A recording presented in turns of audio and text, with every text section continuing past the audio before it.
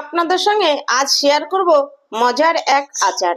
আপনারা হয়তো এই আচারটি আগে কখনো বানিয়ে খাননি বা দেখেননি। কাঁচা আমের দেখুন ঝুরঝুরে আচার।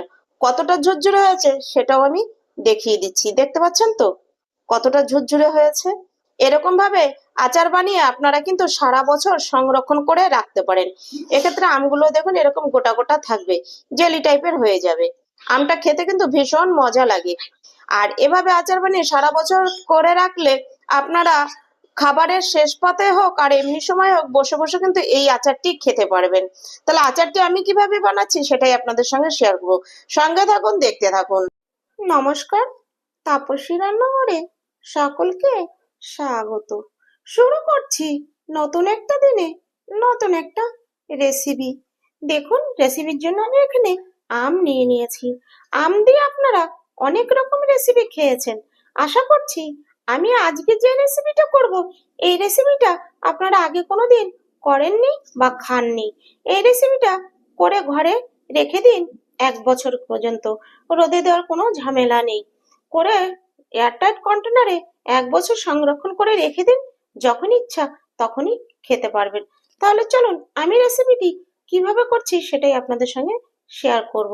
তার জন্য দেখুন এখানে আমি 6টা থেকে 7টা আম নিয়ে নিয়েছি। আমগুলো প্রথমে আমি ছুলে নেব। আমগুলো প্রথমে ভালো করে ছুলে নিতে হবে। দেখুন আমি কিভাবে ছুলে নিচ্ছি। একটু দাবিয়ে দাবিয়ে ছুলে নিতে হবে। আমের সবুজ অংশ বা মানে খোসার সবুজ অংশটা যেন আমের গায়ে না থাকে। এক্ষেত্রে রেসিপিটি খেতে কিন্তু তাহলে তিতো লাগবে। তাহলে আমি আমটা ছুলে নিচ্ছি। রেসিপিটি বানানো কিন্তু ভীষণই সহজ আর খেতে হয় দুর্দান্ত।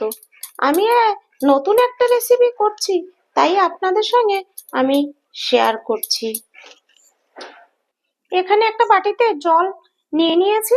এবার ছুলে ছুলে জলের মধ্যে দিয়ে দেবো, তাহলে আর আমের উপরে যে কষটা আছে সেই জন্য কিন্তু কালো হবে না। দেখুন সমস্ত আমগুলো আমি ছুলে নিয়েছি, সব কটা আম। দেখেছেন জলে দিলে কিন্তু এরকম কালো হবে না, ছুলেই কিন্তু জলে দিয়ে দিতে হবে। আমি এখানে আর একটা বোল নিয়ে নিয়েছি, এই বোলেও আমি জল নিয়ে নিচ্ছি। এবার এই জলের মধ্যে বেশ কিছুটা নুন আমি দিয়ে দিচ্ছি। দেখুন 2 চামচ নুন দিয়ে দিয়েছি। নুনটা একটু এরকম হাত দিয়ে নেড়ে একটু গুলিয়ে দিচ্ছি, এতে নুনটা খুব তাড়াতাড়ি গুলে যাবে। এবার দেখুন আম নিয়ে নিয়েছি। এবার আমটা আমি ঠিক এরকম করে কেটে নেব। আমি আজ আপনাদের সঙ্গে শেয়ার করব ঝুড়ো আমের আচার বা ঝুড়ো আমের অসাধারণ একটা রেসিপি। এই দেখুন আমটা ঠিক এরকম করে নিয়ে নিচ্ছি। একদম ঝুড়োও হবে না, আবার বেশি মোটাও হবে না। পুরো আমের গায়ে দেখুন বটি দিয়ে আমি চির লাগিয়ে নিয়েছি। এবার আমটা এরকম করে কেটে নেব। এই দেখুন ঠিক এই যে এরকম করে, যেরকম আমরা এই যে আলু ভাজি সেই রকম করে এই যে কেটে নেব। নিয়ে এই যে যে নুন জলটা তৈরি করে রেখেছি এই নুন জলের মধ্যে দিয়ে দেব। এই পুরো আমটাই আমি এইভাবে কেটে নিয়ে আপনাদের কিন্তু দেখাচ্ছি। আমটা কিন্তু খুব বেশি সরু করবেন না, তাহলে আমটা ঝুড়ো আমের আচার করতে গেলে গলে যেতে পারে।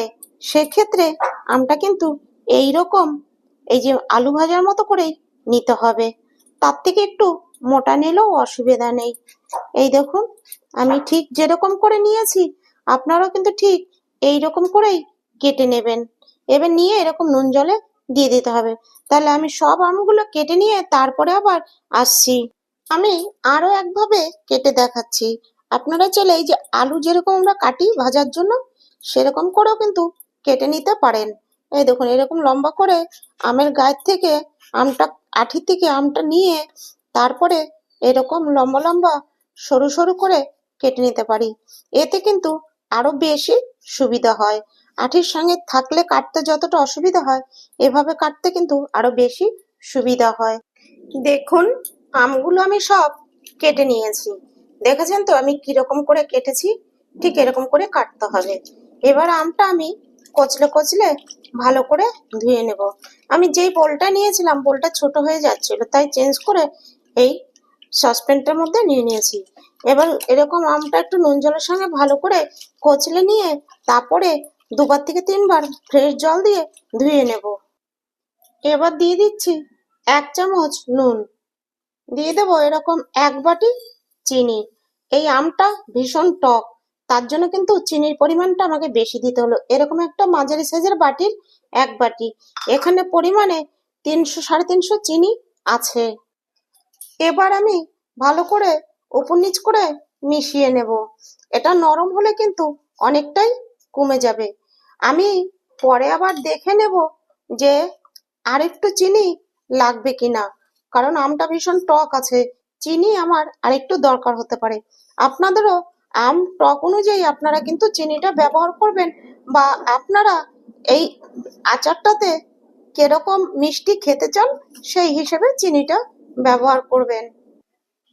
দেখুন আমি চিনি দিয়ে ভালো করে এটাকে মিশিয়ে নিয়েছি। দেখুন চিনিটা গলতেও শুরু করেছে, আর বাকি যেটা আছে এটাও গলে যাবে। এখন আমি এটা 10 মিনিটের জন্য ঢাকা দিয়ে সাইডে রেখে দেব। একটা ফ্রাই প্যান বসিয়ে দিয়েছি। আমি দেখুন 4টে লঙ্কা নিয়ে নিয়েছি, শুকনো লঙ্কা। আপনারা আপনাদের পছন্দ মতো লঙ্কাটা নিতে পারেন, বাড়িয়ে বা কমিয়ে। আমি 4টে নিয়েছি। লঙ্কাটা প্রথমে হালকা একটু ভেজে নেব। এবার দিয়ে দিচ্ছি 1/2 চা চামচ গোটা ধনে, দিচ্ছি 1 টেবিল চামচ পাঁচফোড়ন। এবার সবগুলো আমি ভেজে নেব। মশলা ভাজা হয়ে গেছে, এবার আমি নামিয়ে নেব। এবার এই যে আম দিয়ে দিচ্ছি। এবার আম দিয়ে দেখুন ভালো করে উপর নিচ করে নিচ্ছি। এখনো কয়েকটা চিনি, কিছুটা চিনি আছে গলেনি। এবার এরকম করে মিশিয়ে দিলেই গলে যাবে। এবার এইটা এরকম ভাবে ছড়িয়ে দিচ্ছি ফ্রাই প্যানের মধ্যে, দিয়ে আমি 5 মিনিটের জন্য ঢাকা দিয়ে দেব। আঁচ মাঝারি একটু লো রেখে 5 মিনিটের জন্য ঢাকা দিয়ে দিলাম। 2 মিনিট পর আমি ঢাকাটা একটু তুলে নিচ্ছি। দিয়ে দিচ্ছি সামান্য একটু হলুদ, দিচ্ছি সামান্য একটু কাশ্মীরি লঙ্কার গুঁড়ো। হলুদ আর কাশ্মীরি লঙ্কার গুঁড়ো দিয়ে আমি দেখুন ভালো করে মিশিয়ে দিচ্ছি। এটা প্রথমে দিয়ে দেবেন, আমি একটু ভুলে গিয়েছিলাম প্রথমে দিতে, এর জন্য আমি 2 মিনিট পর ঢাকাটা তুলেই দিয়ে দিচ্ছি। দেখুন ভালো করে মিশিয়ে দিয়েছি। এবার আমি আবার 3 মিনিটের জন্য ঢাকা দিয়ে দিয়েছি। 3 মিনিট হয়ে গেছে, আমি ঢাকা তুলে নিচ্ছি। দেখুন অনেকটাই কিন্তু জল শুকিয়ে গেছে। তবে এই সময় কিন্তু আমি এখনই খুন্তি দিয়ে নেড়ে দিচ্ছি না, এরকম একটু ফ্রাই প্যানটা ধরে নাড়িয়ে দিচ্ছি যেন নিচ থেকে লেগে না যায়। সেই জন্য, যেহেতু এটা ঝুড়ো আচার করছি, তাই আমটা যেন গলে না যায় সেই দিকে কিন্তু অবশ্যই খেয়াল রাখতে হবে। এবার এই পর্যায়ে আমি দেখুন উপর দিয়ে মশলাটাকে ছড়িয়ে দিচ্ছি। এবার আমি দেখুন আলতো হাতে এরকম করে উল্টে দিয়ে মশলাটা মিশিয়ে নিচ্ছি। এইটা কিন্তু খুব বেশি নাড়াঘাটা করা যাবে না। দেখুন বন্ধুরা, আমগুলো দেখেছেন কি সুন্দর গোটা গোটা আছে। যেহেতু এটা ঝুড়ো আমের আচার, তাই কিন্তু এরকম আমগুলো কিন্তু গোটা গোটা থাকবে, আর আচারটা একটু ঝুরঝুরে হবে।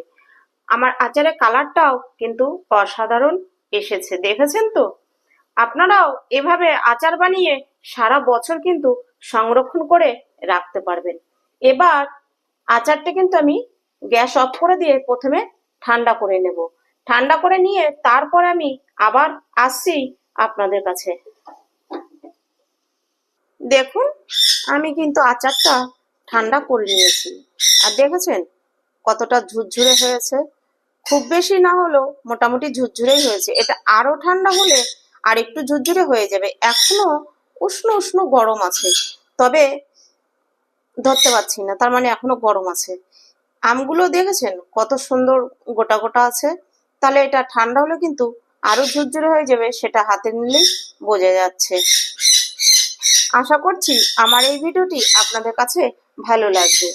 ভিডিওটি ভালো লাগলে লাইক, কমেন্ট, সাবস্ক্রাইব করবেন। সাবস্ক্রাইব করে পাশে থাকা বেল আইকনটি প্রেস করে নোটিফিকেশনটি অন রাখবেন।